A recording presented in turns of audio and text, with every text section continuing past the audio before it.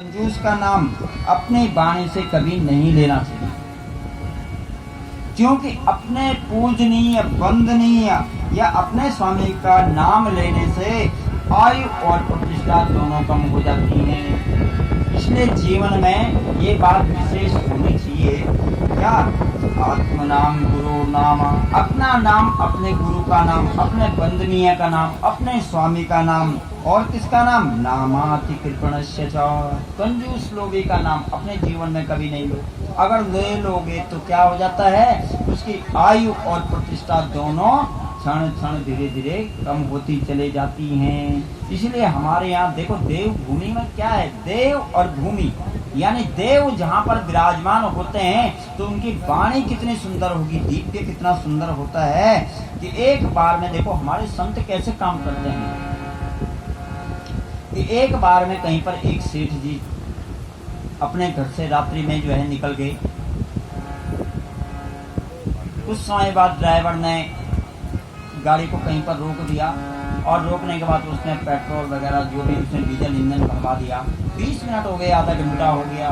सेठ जी कहते हैं कि चलिए आप चलें। उन्होंने कहा सेठ जी हम चल तो सकते हैं लेकिन चलने में एक दिक्कत है। उन्होंने कहा क्या क्या दिक्कत है? भाई गाड़ी भी नहीं है, टायर भी सारे नए हैं, आप कुशल ड्राइवर हो और ईंधन भी आपने पूरा भर दिया है, अब आप क्यों नहीं चलते हैं? उसने कहा श्रीमान जी, सेठ जी है तो सब कुछ सही, लेकिन इसमें एक समस्या आन पड़ी है कि इसमें बैटरी इसकी डाउन हो गई है और इसकी हेडलाइट काम नहीं कर रही है। रात्रि के समय जाएंगे तो क्या होगा, दुर्घटना की आशंका बन जाएगी, संकटग्रस्त हो जाएंगे।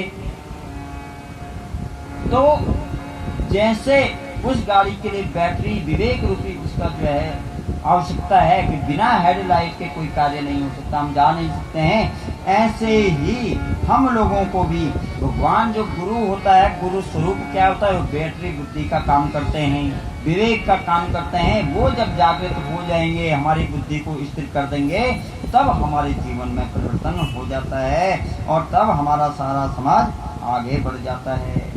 और ये साधु संत महात्मा ब्राह्मण क्या करते हैं, अपने विचार शक्ति के प्रभाव से समय समय पर समाज को क्या जागृत करते रहते हैं, जिससे कि विचारों की शक्ति, देखो विचारों की शक्ति अणुबम परमाणु बम इन सबसे इतनी ज्यादा होती है कि आप चाहें तो अपने विचार से किसी को भी प्रभावित कर सकते हैं। इतनी ज्यादा तीव्र दृष्टि। आपने एक बीच में एक सुना होगा, बहुत समय पहले क्या हुआ कि गणेश जी ने मूर्ति से दूध पी लिया।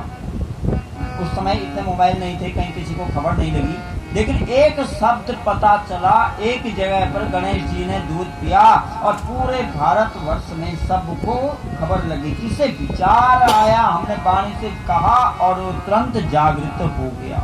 ऐसे ही जागृत हमारे संत महापुरुष, हमारे ब्राह्मण जो करते हैं, विप्रदेव करते हैं। और तब क्या होता है कि हमारे समाज में जब जब वैचारिक चारित्रिक शिथिलता आती है, तब महापुरुष इसमें भूमि में जन्म लेकर जो है हम सबको सदुपदेश करते हैं और भगवान